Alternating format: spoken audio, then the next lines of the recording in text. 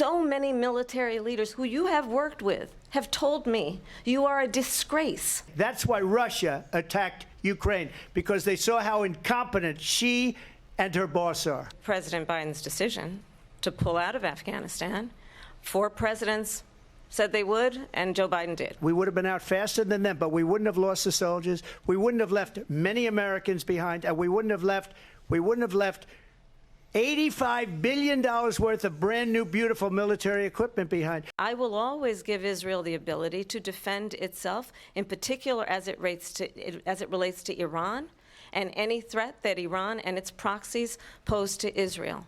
If she's president, I believe that Israel will not exist within 2 years from now. And I've been pretty good at predictions, and I hope I'm wrong about that one. She hates Israel. Joining me now is Heritage Foundation Vice President of National Security and Foreign Policy and Deputy National Security Advisor under President Trump, Victoria Coates. Victoria, good morning. I want to get just your initial reaction to what you heard, or maybe you did not hear, about foreign policy Tuesday night. Well, Cheryl, good to be with you. I don't think we heard enough about America's national security, because we've got a world on fire now after 3.5 years of the Biden-Harris administration. And I thought President Trump did a great job of getting his points in, given the kind of setup job that debate structure was.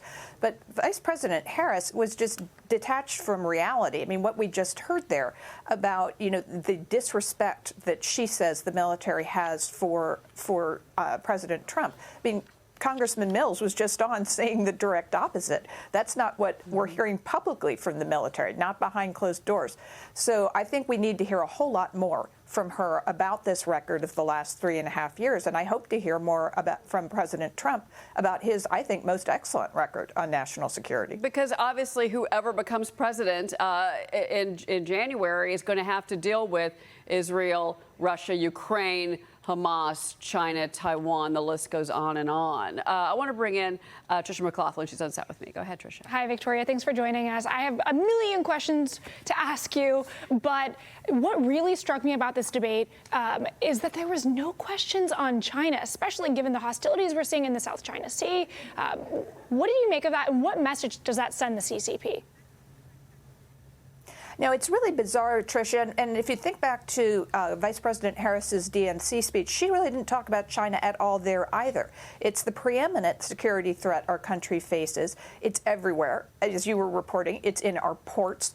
It's here in the United States. We have Chinese nationals coming across the southern border in unprecedented numbers. We have China trying to buy up farmland here at home. This is a huge, huge problem. And, for it not even to come up, I wonder if the moderators thought she didn't have a good answer on it. President Trump was the first president in the 2017 national security strategy to really lay out the threat of China, a document he personally introduced in a speech. And so it was very much his views, defining China as the greatest threat the United States faces. So just bizarre that it wasn't more of a topic on Tuesday night. All right. Well, obviously, Israel, which did come up, certainly is a hot topic right now. And we saw there was those anti-Israel protesters actually that were outside of the debate.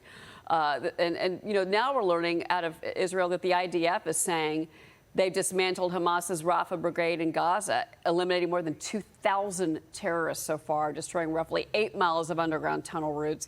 Israel reportedly killing a senior Hezbollah commander in a series of strikes on southern Lebanon as well. Also earlier this week, Israel carried out a strike on an underground precision missile factory, and that the U.S. and Israel say was built by Iran, which is interesting. So Israel authorities say that 101 hostages remain now, held by Hamas for nearly a year now. 35 of them are believed to be dead as the fallout continues after the recent murder of these 6 Israeli hostages, including American Hirsch Goldberg Poland. Victoria, you wrote an op-ed for the Washington Times, and your op-ed says, quote, hostage Goldberg Poland's execution is an Iranian escalation against America. I also want to point out his name was not mentioned on Tuesday night. No talk of the six that were executed, including him, on Tuesday night. And I really didn't understand why that specifically wasn't brought up, but your reaction. No, it is shocking and horrifying to have an American citizen executed point blank after being held for more than 300 days underground, starved, his arm was blown off in the original attack. And to have him just shot like that, and nothing from the president or the vice president, they Or the put out written moderators. statements. Victoria, or the moderators, they didn't right. bring it up. Ask. Okay, sorry. Go ahead. No, and I think, but the point of the op-ed, and I think this is critical, is the administration is patting themselves on the back for having deterred Iran. Iran is not deterred. They just executed an American. They're building, as you said, missile factories in southern Lebanon.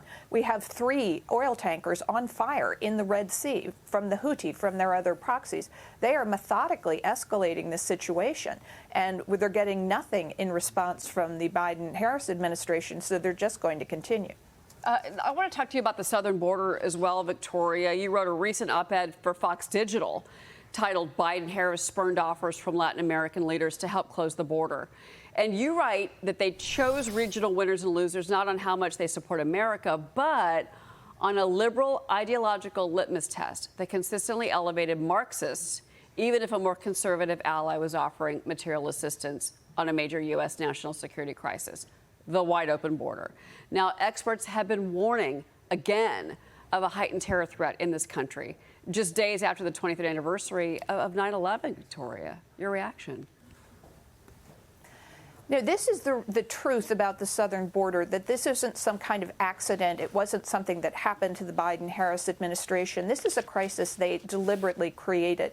And in the case of Guatemala, we had their former President Jim Matei, who left office last year after a highly contested election. And Vice President Harris is trying to take credit for having saved democracy in Guatemala by forcing the election of his opponent.